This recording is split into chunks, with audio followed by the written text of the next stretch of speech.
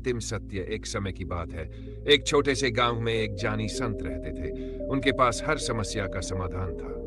गांव के लोग अपने दुख और समस्याओं का हल उनसे पूछने आते थे। संत हर किसी को अपने शांत स्वभाव और बुद्धिमत्ता से सही मार्गदर्शन देते थे। एक दिन एक युवा व्यक्ति संत के पास आया। वह जीवन के उद्देश्य और इसके अंतिम सत्य को जानने के लिए बेचैन था। उसने संत से पूछा, गुरुदेव, जीवन का अंतिम सत्य क्या है? क्या जीवन का कोई अर्थ है या यह सब बस एक सपना है? संत ने मुस्कुराते हुए कहा, पुत्र, इस प्रश्न का उत्तर तुम्हें खुद खोजना होगा। युवक ने कहा, गुरुदेव, मुझे बताइए, मैं इसे समझने के लिए तत्पर हूं। संत उसे नदी के किनारे ले गए और बोले, इस पानी में झांको, तुम क्या देखते हो? युवक ने कहा, गुरुदेव, मैं अपनी परछाई देख रहा हूं। संत बोले, इस परछाई को मिटाने के लिए क्या करना होगा? युवक सोच में पड़ गया और बोला, मुझे पानी को स्थिर करना होगा। संत ने मुस्कुराकर कहा, ठीक वैसे ही जीवन का अंतिम सत्य समझने के लिए अपने मन को स्थिर करना होगा। इसके बाद संत ने उसे 3 बातें सिखाई। वाह, जीवन अस्थाई है, जो आया है वह जाएगा। इस सत्य को स्वीकार करो। ता सुख दुख चक्र है, कोई भी स्थायी नहीं है, यह परिवर्तन का नियम है। 3 मृत्यु अंतिम सत्य है, यह अंत नहीं बल्कि नए आरंभ का द्वार है। युवक ने इन बातों को गहराई से समझा और संत के चरणों में गिरकर कृतज्ञता प्रकट की। वह अब जान गया था कि जीवन का अंतिम सत्य उसे मृत्यु से डराने के लिए नहीं, बल्कि उसे हर पल को जीने की सीख देने के लिए है। निष्कर्ष, जीवन का अंतिम सत्य यह है कि इसे पूर्णता के साथ जियो, दूसरों के साथ दया और प्रेम का व्यवहार करो और जो भी मिले उसका आभार मानो। युवक संत की बातों से प्रेरित होकर जीवन को एक नई दृष्टि से देखने लगा, लेकिन उसका मन अब भी एक और सवाल से उलझा हुआ था। उसने संत से पूछा, गुरुदेव, यदि मृत्यु जीवन का अंतिम सत्य है और ये एक नई शुरुआत है, तो जीवन के दौरान किए गए हमारे कर्मों का क्या महत्व है? संत मुस्कुराए और उसे पास के जंगल में ले गए। वहां एक बड़ा बंजर मैदान था, जिसमें कुछ दूर पर एक विशाल वटवृक्ष खड़ा था। संत ने युवक से पूछा, तुम इस बंजर भूमि और उस वटवृक्ष को देखकर क्या सोचते हो? युवक ने जवाब दिया, गुरुदेव, बंजर भूमि से कुछ लाभ नहीं, लेकिन यह वटवृक्ष सभी को छाया और शरण देता है। संत बोले, यही जीवन का मूलभूत सार है। कर्म तुम्हें जीवन में एक बीज की तरह मिलता है। यदि तुम इसे लालच, क्रोध और स्वार्थ में बर्बाद करते हो, तो तुम्हारा जीवन इस बंजर भूमि की तरह हो जाएगा। लेकिन यदि इसे सेवा, प्रेम और दूसरों की भलाई के लिए सींचते हो, तो तुम इस वटवृक्ष की तरह बनोगे, जो मरने के बाद भी याद किया जाएगा। युवक ने पूछा, तो क्या हमारे कर्म ही ये तय करते हैं कि मृत्यु के बाद हमारी यात्रा कैसी होगी? संत ने जवाब दिया, बिल्कुल। कर्मों का लेखा जोखा ब्रह्मांड के नियम का हिस्सा है, लेकिन इसका यह अर्थ नहीं कि तुम पुरस्कार या सजा के डर से कर्म करो। तुम्हारा हर कार्य सच्चे मन से और निस्वार्थ भाव से होना चाहिए, क्योंकि अंतिम सत्य केवल मृत्यु नहीं, बल्कि वह छाप है जो तुमने दूसरों के दिलों में छोड़ी है। युवक ने संत की इस बात को दिल से अपनाया और वापस अपने गांव लौट गया। अब वह हर दिन जीवन को एक नई शुरुआत मानकर जीने लगा। अपने छोटे छोटे कार्यों में भी वह दूसरों का भला देखता था। कुछ सालों बाद वह खुद भी उस वटवृक्ष की तरह बन गया। हर कोई उसे आदर और प्रेम से देखता था। उसकी मृत्यु के बाद भी लोग उसे याद करते और उसकी सिखाई बातों को अपने जीवन में अपनाते। निष्कर्ष, जीवन का अंतिम सत्य केवल मृत्यु नहीं, बल्कि वह कर्म और प्रभाव है जो तुम्हारा जीवन जीने के बाद इस संसार में छोड़ता है। मृत्यु के बाद क्या होगा यह तुम्हारे हाथ में नहीं है, लेकिन तुमने जीते जी क्या किया यह तुम्हारे पूर्ण नियंत्रण में है। युवक की कहानी यहीं खत्म नहीं हुई।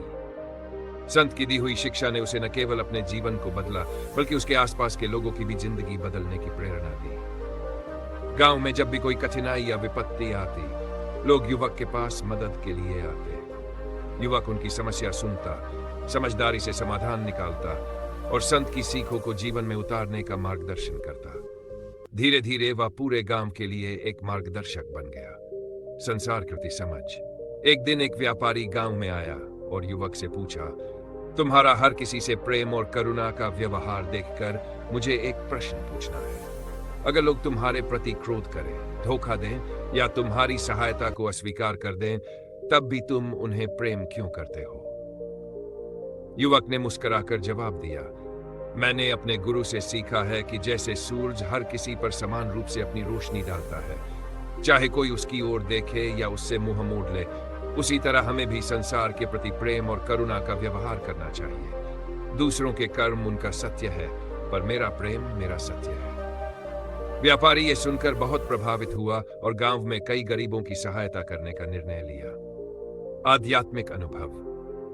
युवक ने जीवन भर संत की शिक्षाओं पर चलकर न केवल अपना बल्कि दूसरों का जीवन भी बेहतर बना दिया। वृद्धावस्था में वह संत से मिलने एक बार फिर पर्वत पर गया। संत अब ध्यान में थे। युवक ने उन्हें प्रणाम किया और कहा, गुरुदेव, आपने जो मुझे शिक्षा दी वह मेरे लिए जीवन का आधार बन गई, पर अब मैं जानना चाहता हूं कि मृत्यु के बाद क्या होता है। संत ने मुस्कुराकर जवाब दिया, यह प्रश्न हर किसी के मन में होता है, लेकिन मृत्यु का अनुभव किसी शब्द में बांधा नहीं जा सकता। यह वैसा ही है जैसे किसी ने मिठाई का स्वाद न लिया हो और तुम उसे शब्दों में मिठास समझाने की कोशिश करो। युवक ने पूछा, तो क्या इसे जानने का कोई उपाय नहीं? संत बोले, उपाय है। मृत्यु से पहले अपनी इच्छाओं को समाप्त कर देना। जब तुम अपने अंदर के स्वार्थ, भय और भ्रम को समाप्त कर दोगे तो तुम्हें मृत्यु का अनुभव एक दरवाजे की तरह लगेगा, जहां से तुम एक और यात्रा पर निकलोगे। जीवन और मृत्यु के बीच का सत्य यही है कि ये दोनों बस परिवर्तन के रूप हैं। अंतिम समय युवक को संत की बातें समझ में आ गई। उसने शांति से अपना शेष जीवन गांव में दूसरों की भलाई करते हुए बिताया। जब उसके अंतिम समय का दिन आया तो वह पूरी तरह शांत था। उसने कहा, मृत्यु से डरने का कोई कारण नहीं, यह एक अगला कदम है जो जीवन के चक्र को पूरा करता है। मैंने अपने हर पल को सच्चाई और प्रेम से जिया, अब मैं इस यात्रा को निडर होकर समाप्त करता हूं। युवक की यह बात सुनकर गांव वाले रोते हुए भी प्रेरणा से भर गए। उसकी मृत्यु के बाद लोग उसे कभी न भूल सके। उसकी शिक्षाओं ने पूरे क्षेत्र में एक नई चेतना फैला दी। अंत में यही शिक्षा जीवन का अंतिम सत्य बन गई। हर क्षण को जीना, भय को त्यागना और अपने कर्मों से दूसरों के जीवन को संवारना। मृत्यु केवल एक शुरुआत है, पर जीवन में जो छाप तुम छोड़ते हो वह अमर बन जाती है। युवक की मृत्यु के बाद भी उसकी शिक्षाएं और उसका जीवन आदर्श गांव वालों की स्मृतियों में जीवित रहा। उसकी कही बातें और संत की शिक्षाओं का मर्म एक पीढ़ी से दूसरी पीढ़ी तक पहुंचता गया। लेकिन इस कहानी में एक और चमत्कार होना बाकी था। एक नई शुरुआत। कुछ वर्षों बाद एक दिन गांव में एक बालक का जन्म हुआ।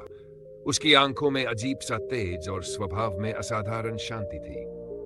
बड़े बुजुर्ग कहते थे कि यह बालक उस युवक का पुनर्जन्म है जिसने अपने जीवन में प्रेम और करुणा का प्रसार किया था। जब वह बालक बड़ा हुआ तो उसमें स्वाभाविक रूप से वैसी ही दया और समझ दिखाई देने लगी। उसे कोई विशेष शिक्षा नहीं मिली थी, फिर भी वह गहरी बातें कहता। लोगों को देखकर वह उनकी समस्याओं को समझ लेता और साधारण शब्दों में उन्हें समाधान बताता।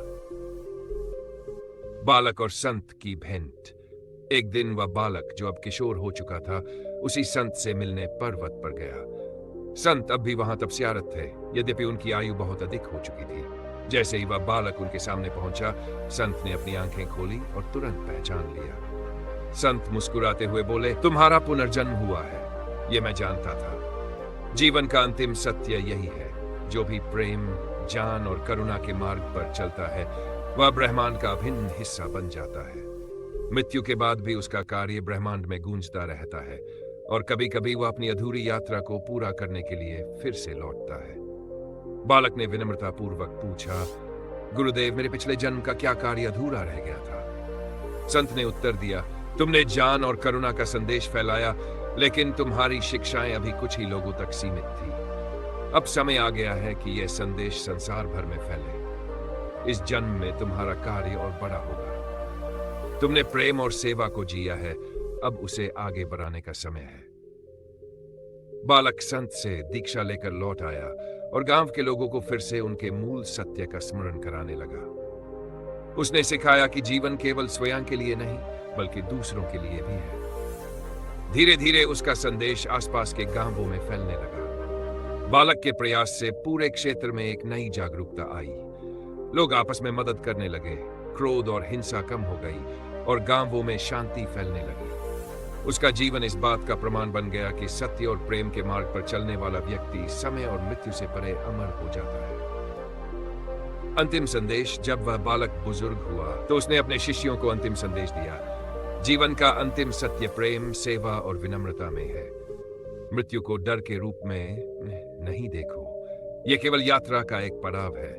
सच्चा जीवन वही है जो दूसरों के जीवन में रोशनी और परिवर्तन लाए। उसकी मृत्यु के बाद लोग उसकी बातें और शिक्षाएं लिखने लगे। संत, युवक और उस बालक की कहानियां आज भी प्रेरणा के रूप में जीवित है।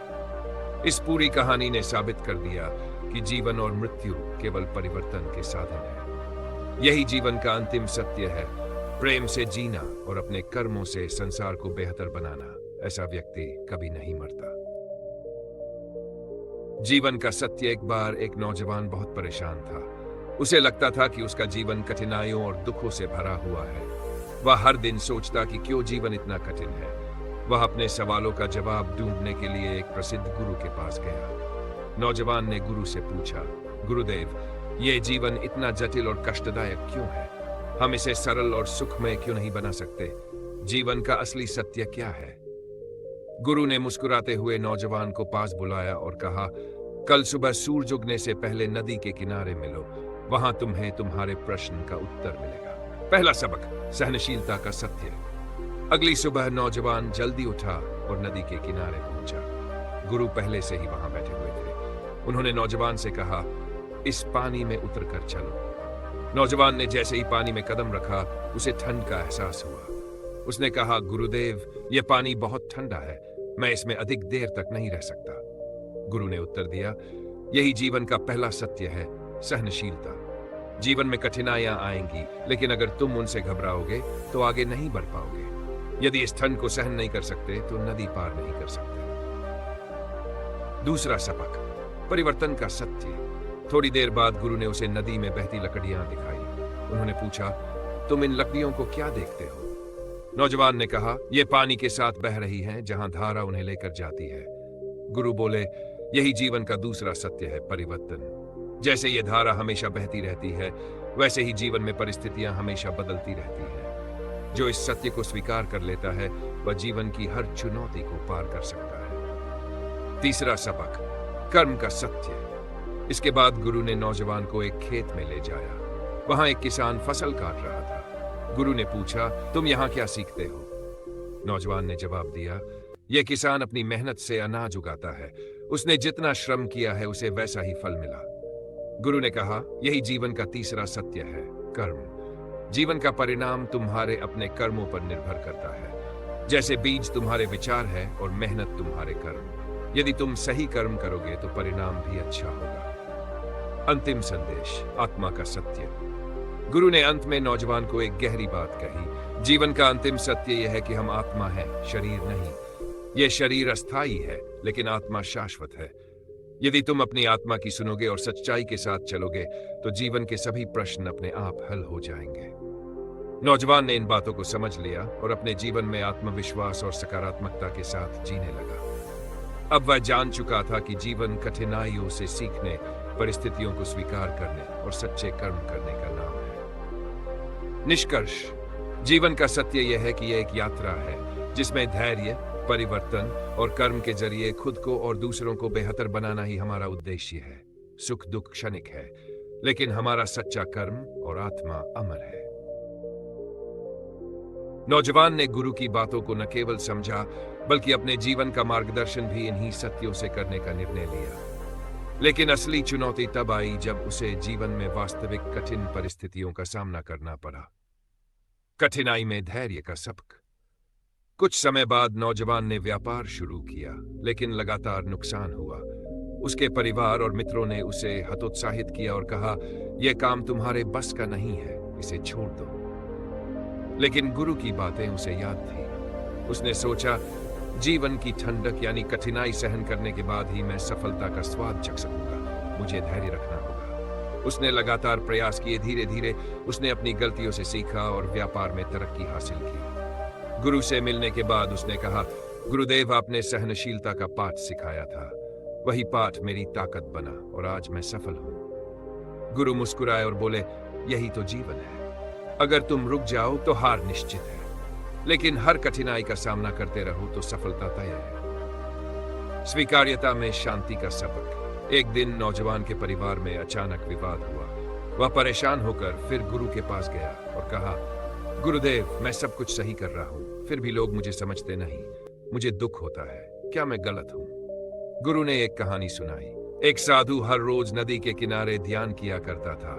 एक दिन नदी के पास बैठे कुत्ते ने उस पर भौंकना शुरू कर दिया। साधु ने पहले उसे चुप कराने की कोशिश की, लेकिन जब वह नहीं रुका तो साधु शांत होकर ध्यान में लीन हो गया। कुछ देर बाद कुत्ता खुद ही शांत हो गया। गुरु ने कहा, तुम्हें जीवन में सबकी स्वीकृति नहीं मिलेगी, लेकिन यह तुम्हारी जिम्मेदारी है कि तुम दूसरों को उनके स्वभाव के अनुसार स्वीकार करो और अपना मार्ग न छोड़ो। यह जीवन का परिवर्तन का सत्य है। तुम्हें बदलने की कोशिश करनी होगी, लेकिन दूसरों के व्यवहार पर तुम नियंत्रण नहीं रख सकते। नौजवान ने परिवार के साथ समझदारी से बात की और स्थिति को शांत किया। आत्मा का अनुभव। वर्षों बाद जब नौजवान वृद्ध हो गया तो वह फिर गुरु के पास गया। उसने कहा, गुरुदेव, आपने कहा था कि आत्मा शाश्वत है, अब मैं इसे कैसे समझूं? गुरु उसे एक शांत झील के पास ले गए। वहां पानी बिल्कुल स्थिर था। उन्होंने कहा, इस पानी को देखो, क्या तुम इसे गंदा करना चाहते हो? नौजवान ने उत्तर दिया, नहीं गुरुदेव, यह इतना शांत और सुंदर है कि इसे गंदा करने का मन नहीं करता। गुरु बोले, यही तुम्हारी आत्मा का सत्य है। जब तुम्हारा मन स्थिर और शांत हो जाएगा तो तुम अपने अंदर उस आत्मा को देख सकोगे जो निर्दोष और पवित्र है। बाहरी दुनिया तुम्हें परेशान कर सकती है, लेकिन अपनी आत्मा से जुड़कर तुम सच्चे आनंद और शांति का अनुभव करोगे। अंतिम सत्य का एहसास। उस दिन नौजवान ने जान लिया कि जीवन का अंतिम सत्य यही है, उन कठिनाइयों से घबराना नहीं, बल्कि उनसे सीखना। तू दुनिया को जैसा है वैसे ही स्वीकार करना और अपने कर्म करते रहना। अपनी आत्मा को पहचानना और बाहरी चीजों में फंसने से बचना। अब वह पूरी तरह संतुष्ट था और अपने जीवन को शांत, प्रसन्न और सार्थक बना चुका था। उसकी कहानी सुनकर कई और लोग प्रेरित हुए और उन्होंने गुरु की शिक्षाओं को अपनाकर अपने जीवन को बदला। निष्कर्ष, जीवन का सत्य केवल सांसारिक सुखों में नहीं, बल्कि आत्मा को जानने, कर्मशील रहने और जीवन को बदलाव और सीख का माध्यम मानने में है। ऐसा जीवन ही सच्चा और प्रेरणादायक बनता है। अब नौजवान पूरी तरह समझ चुका था कि जीवन में धैर्य, स्वीकृति, कर्म और आत्मा को पहचानना ही सबसे बड़ी सीख है। लेकिन जीवन का एक और बड़ा पाठ उसे जल्द ही अनुभव से मिलने वाला था, करुणा और सेवा का सबक। एक दिन नौजवान अपने गांव की ओर लौट रहा था। रास्ते में उसने देखा कि एक बूढ़ी महिला भूखी प्यासी सड़क किनारे बैठी है। लोग वहां से गुजर रहे थे, लेकिन कोई उसकी मदद नहीं कर रहा था। नौजवान ने उससे पूछा, माँ, आप यहाँ क्यों बैठी हैं? आपको क्या चाहिए? महिला ने कमजोर आवाज में कहा, बेटा, मैंने 3 दिन से कुछ खाया नहीं है। मैं घर लौटने की कोशिश कर रही थी, लेकिन मेरी ताकत खत्म हो गई। नौजवान ने उसे अपने हाथों से खाना और पानी दिया और उसे उसके घर तक पहुंचाने का वादा किया। यह काम करते समय उसने महसूस किया कि उसकी आत्मा को गहरी शांति और संतोष मिल रहा है। वह महिला उसे आशीर्वाद देते हुए बोली, बेटा, तुम जैसे लोग ही भगवान का रूप होते हैं। इस घटना ने उसे एक नई सच्चाई सिखाई। सेवा में ही सच्चा आनंद और जीवन का सर्वोच्च उद्देश्य छिपा है। गुरु का अंतिम उपदेश। कुछ समय बाद नौजवान को खबर मिली कि उसके गुरु अपनी अंतिम घड़ी में हैं। वह तुरंत पर्वत पर पहुंचा और गुरु के चरणों में गिरकर बोला, गुरुदेव, आपने मुझे जीवन कई सत्य सिखा है, लेकिन क्या इसे आगे भी कुछ सीखने की आवश्यकता है? गुरु ने गहरी सांस ली और कहा, पुत्र, मैंने तुम्हें जो सिखाया वह जीवन को समझने का आधार है, परंतु सबसे बड़ा सत्य यह है कि जीवन दूसरों के लिए जिया जाए। यदि तुम अपनी योग्यता, समय और संसाधन केवल अपने लिए रखोगे तो तुम्हारा जीवन अधूरा रहेगा, लेकिन जब तुम इसे दूसरों के भले के लिए समर्पित करोगे तभी तुम्हारा जीवन पूर्ण होगा। प्रेम, सेवा और दूसरों के प्रति दया सबसे बड़ी साधना है। समर्पण का जीवन। गुरु के देह त्यागने के बाद नौजवान ने उनका यह संदेश जीवन का आधार बना लिया। अब वह केवल अपने लिए नहीं बल्कि दूसरों के लिए भी जीने लगा। वह गरीबों की मदद करता, बीमारों का इलाज करवाता और समाज में प्रेम और सद्भाव फैलाने का काम करता। धीरे धीरे उसका नाम दूर दूर तक फैल गया। लोग उससे प्रेरणा लेने आने लगे। उसने हर किसी को सिखाया कि जीवन का सत्य केवल अपने सपनों को पूरा करने में नहीं, बल्कि दूसरों की भलाई में है। अंतिम समय का सत्य, जब उसकी मृत्यु का समय आया, तब उसके चारों ओर वह लोग थे जिनकी उसने मदद की थी। सबकी आंखों में उसके लिए प्रेम और आभार था। उसने अपने अंतिम शब्दों में कहा, जीवन का सत्य मैंने गुरु से सीखा और सेवा से अनुभव किया। जीवन अस्थायी है, लेकिन हमारा प्रेम और सेवा अमर है। यही हमारी सच्ची विरासत है। अपने लिए जियोगे तो तुम्हारी कहानी यहीं खत्म हो जाएगी, पर दूसरों के लिए जियोगे तो तुम्हारी कहानी युगों तक जीवित रहेगी। और इन शब्दों के साथ उसने शांतिपूर्वक अपनी अंतिम यात्रा पूरी की। निष्कर्ष, जीवन का सबसे बड़ा सत्य यह है, सहनशीलता और परिवर्तन को स्वीकार करो। अपने कर्मों को निस्वार्थ भाव से करो। अपनी आत्मा की आवाज सुनो। दूसरों की भलाई और सेवा में अपना जीवन समर्पित करो। ऐसा जीवन केवल तुम्हें शांति और आनंद देगा, बल्कि तुम्हारा नाम और काम संसार में अमर कर देगा। जीवन केवल लेने का नहीं, देने का नाम है। यही जीवन का अंतिम सत्य है। ये युगों तक चलने वाली विरासत। उस नौजवान की मृत्यु के बाद भी उसका जीवन और शिक्षाएं समाज में अमर हो गई। लोगों ने उसकी करुणा, सेवा और सच्चाई से भरे जीवन को अपना प्रेरणा स्रोत बना लिया। धीरे धीरे उसकी कहानी लोक कथाओं और गीतों का हिस्सा बन गई। लोग अपनी समस्याओं का समाधान ढूंढने के लिए उसकी सीखों पर ध्यान देने लगे। परिवर्तन की लहर। उसके गांव में अब पहले की तुलना में अधिक एकता, शांति और भाईचारा आ गया। वह नौजवान एक व्यक्ति के रूप में नहीं, बल्कि एक आंदोलन के रूप में याद किया जाने लगा। उसकी शिक्षाओं ने न केवल गांव बल्कि आसपास के क्षेत्रों में भी बदलाव लाया। लोग ये समझने लगे कि सच्ची खुशी दूसरों की मदद करने और उनकी तकलीफों को कम करने में है। उसके नाम पर एक आश्रम गांव वालों ने उसकी स्मृति में, जिसे सत्यधाम नाम दिया गया। उस आश्रम का उद्देश्य था जरूरतमंदों की मदद करना और लोगों को जीवन के सच्चे अर्थ का पाठ पढ़ाना। आश्रम में आने वाले हर व्यक्ति से केवल एक ही वादा लिया जाता, तुम अपने जीवन का एक हिस्सा दूसरों के लिए समर्पित करोगे। इस साधारण वचन ने कई लोगों के जीवन को बदल दिया। गुरु और शिष्य की अनंत कहानी। एक दिन आश्रम में एक युवा आया जिसने जीवन में गहरे दुख का सामना किया था। वह भटक रहा था और अपनी समस्याओं का कोई हल नहीं ढूंढ पा रहा था। आश्रम के संचालकों ने उसे उस नौजवान की कहानी सुनाई और समझाया कि जीवन का सामना कर सेवा के जरिए खुद को तलाशना है। युवक प्रेरित हुआ और अपनी राह को पूरी तरह बदल दिया। वह आश्रम में ही सेवा करने लगा और बाद में कई लोगों के लिए प्रेरणा बना। ये चक्र भी समाप्त नहीं हुआ। एक शिष्य दूसरे शिष्य को प्रेरित करता रहा और यह परंपरा बढ़ती गई। समाज में स्थायी प्रभाव। उस नौजवान की शिक्षाओं ने न केवल लोगों को अपने व्यक्तिगत जीवन में सुधार करने में मदद की, बल्कि समाज को भी बदल दिया। गांव के लोग अब स्वार्थ और कलह से दूर मिलजुल कर जीवन जीने लगे। जो भी समस्या आती, वे उसे सामूहिक प्रयास से हल करते। हर कोई जानता था कि सच्चाई और सेवा ही जीवन के मूल है। एक संदेश युगों के लिए इस पूरी कहानी का अंतिम परिणाम यह था कि जीवन के प्रति लोगों का दृष्टिकोण बदल गया। उन्हें यह समझ में आ गया कि जीवन कठिन हो सकता है, लेकिन इसे एक अवसर की तरह देखा जाना चाहिए। प्रेम और दया ऐसी शक्तियां हैं जो हर बाधा को हल्का कर देती है।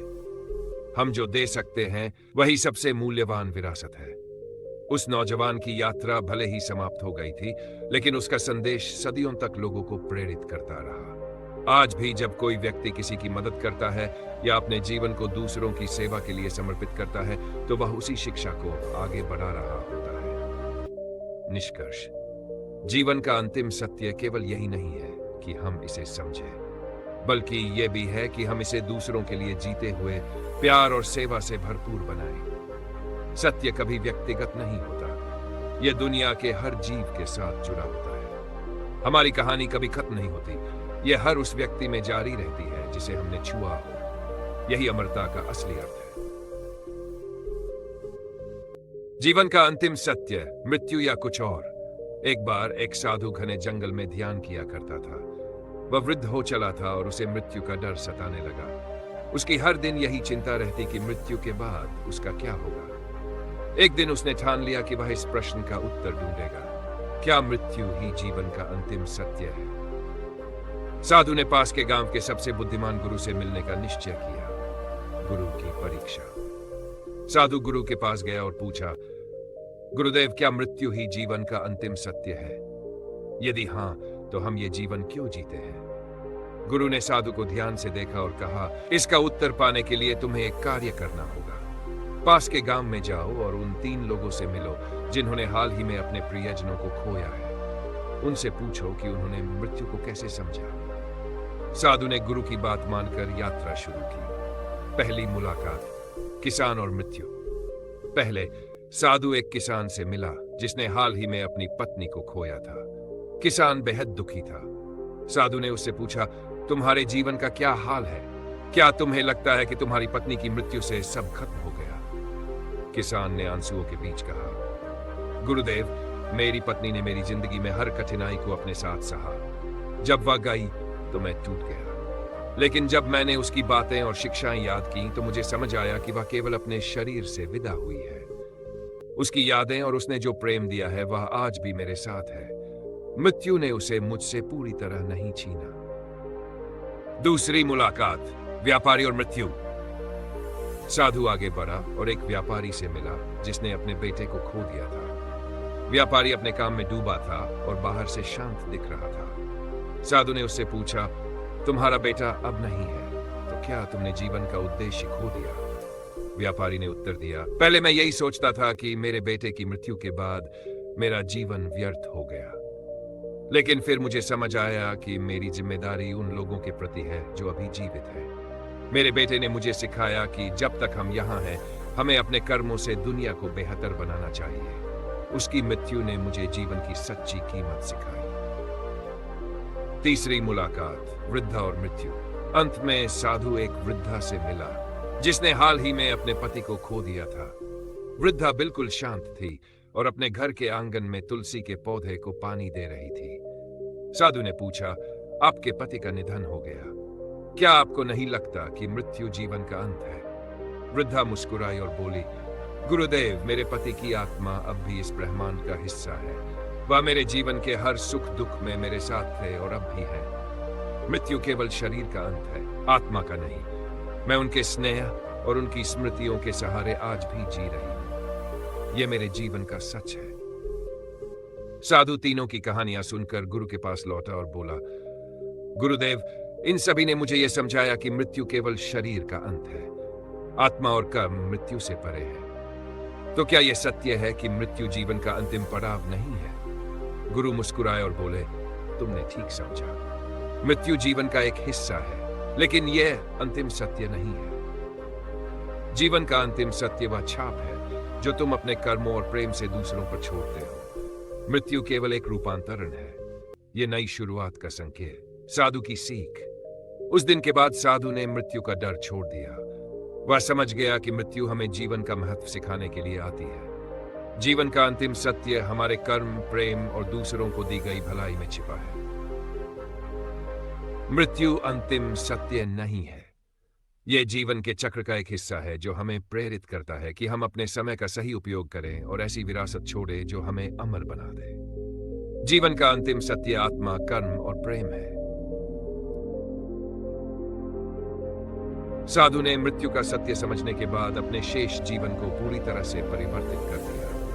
अब वह न केवल ध्यान करता था, बल्कि अपनी सीख दूसरों के साथ साझा करने के लिए भी तत्पर रहता था। जीवन का दूसरा चरण। एक दिन एक युवा साधु उसके पास आया और पूछा, गुरुदेव, आपने मृत्यु के बारे में जो सीखा वह तो समझ में आ गया, लेकिन क्या यह जीवन केवल मृत्यु की तैयारी है या इससे भी आगे कुछ है? साधु ने मुस्कुराते हुए कहा, यह जीवन केवल मृत्यु की तैयारी नहीं, बल्कि आत्मा की वृद्धि का माध्यम है। मृत्यु हमें सिखाती है कि यह शरीर अस्थायी है, लेकिन आत्मा अनंत है। इसलिए जीवन में कर्मों के माध्यम से आत्मा को बेहतर बनाना हमारा उद्देश्य होना चाहिए। साधु ने एक कहानी सुनाई। एक बगीचे में एक पेड़ खड़ा था जो वर्षों से हर मौसम को सह रहा था। एक दिन उसे काटने आए लकड़हारे से पेड़ ने पूछा, क्या मेरा जीवन अब समाप्त हो जाएगा? लकड़हारे ने जवाब दिया, नहीं, तुम्हारा जीवन अब शुरुआत करेगा। तुम्हारी लकड़ी से घर बनेंगे, चूल्हे जलेंगे और तुम अनगिनत जीवन को सहारा दोगे। ठीक वैसे ही मृत्यु हमारी आत्मा को एक नई भूमिका में भेजने का माध्यम है। लेकिन यह तय करना हमारे वर्तमान कर्मों पर निर्भर करता है कि वह भूमिका कैसी होगी। साधु का उद्देश्य। साधु ने इसके बाद अपने जीवन को दूसरों के मार्गदर्शन और सेवा में लगा दिया। वह कहता, यदि मृत्यु के बाद केवल हमारे कर्म और प्रेम अमर रहते हैं तो क्यों न जीवन को इसी के लिए समर्पित किया जाए। वह उन लोगों के पास जाता जो जीवन की कठिनाइयों से जूझ रहे होते थे और उन्हें सिखाता, मृत्यु का भय मत करो, वह जीवन का अंत नहीं, नई शुरुआत है। अपनी हर सांस को मूल्यवान समझो, यह तुम्हें एक उद्देश्य को पूरा करने का अवसर देती है। अपने कर्मों से प्रेम और शांति फैलाओ। साधु का प्रभाव धीरे धीरे साधु के विचार और जीवन जीने की शैली चारों ओर फैलने लगी। लोग अपने जीवन की कठिनाइयों को स्वीकार करके उन्हें आत्मा की वृद्धि का हिस्सा मानने लगे। जो पहले मृत्यु से डरते थे वे अब मृत्यु को एक मित्र की तरह देखने लगे जो जीवन के चक्र को पूरा करती है। अंतिम समय। जब साधु का अंतिम समय आया तो उसके शिष्यों ने पूछा, गुरुदेव, अब जब आप मृत्यु के निकट हैं तो क्या आपको कोई भय है?